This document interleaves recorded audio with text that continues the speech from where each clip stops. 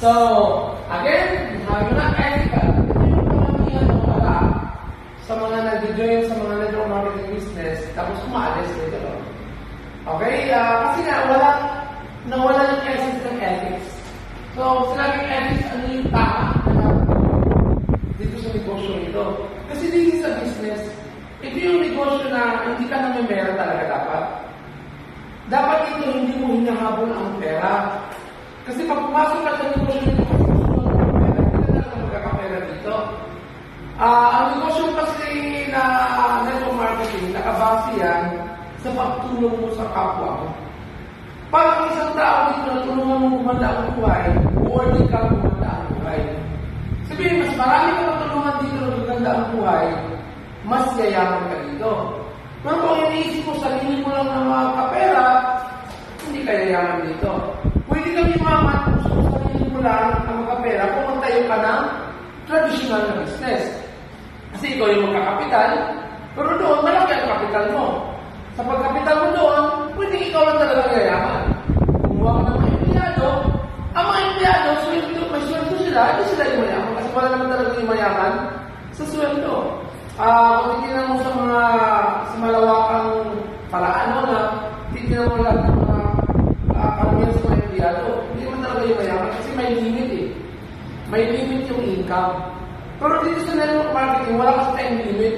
Yun nga lang, hanggang hindi ka na-develop dito, hindi ka pa yayaman. Kasi bago ka makatulong ng ibang tao, kailangan mo ma-develop ang sarili mo. Kaya napakaganda dito yung tawag na personal development. Isa ito sa criteria, yung personal development. Bago mo ma-achieve yung big dream, personal development talaga. Yun ang concept ng ethics dito. Ang tamang paraan dito is ma-develop mo na ang sarili habang ginagamit mo yung mga produkto. Again, ang network marketing, magiging legal na legal ito kapag may produkto. At yung mga produktong yun, mayroong points. Kasi pag ang produkto walang points, baka hindi totoong network marketing business yun. Baka ano siya? Pyramid scheme. Baka pyramid scheme yun o Ponzi scheme. Yung mga scammers ang gumagawa noon. Kaya kasi nasira ang network marketing business dahil sa mga scammers.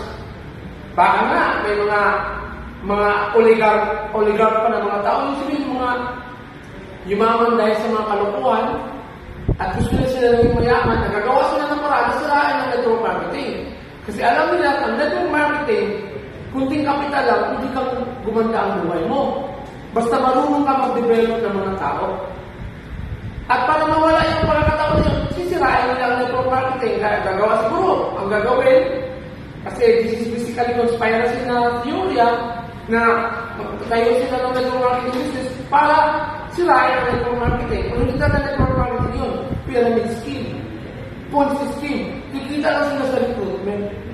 Which is very bad. Hindi maganda yun. Hindi yun ang tunay na network marketing. Pero sa legal na network marketing, may tinatawag na ethical approach.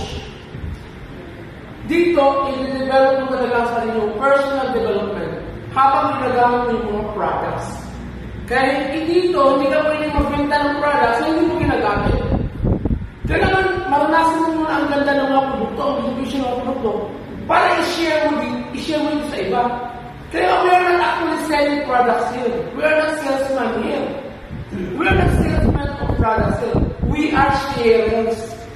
Sinishare lang natin ang produkto natin na talagang nagpaganda sa buhay natin. Nagbigay sa atin ng magandang kalusugan. At syempre, hindi ka payayaman doon. Kapag na-share na natin sa ibang tao, at yung ibang tao yun, nag-develop na ng sarili, nagkaroon ng magandang kalusugan, at nag-share na rin sa iba, at marami na nandiyon, doon na ang pagyaman.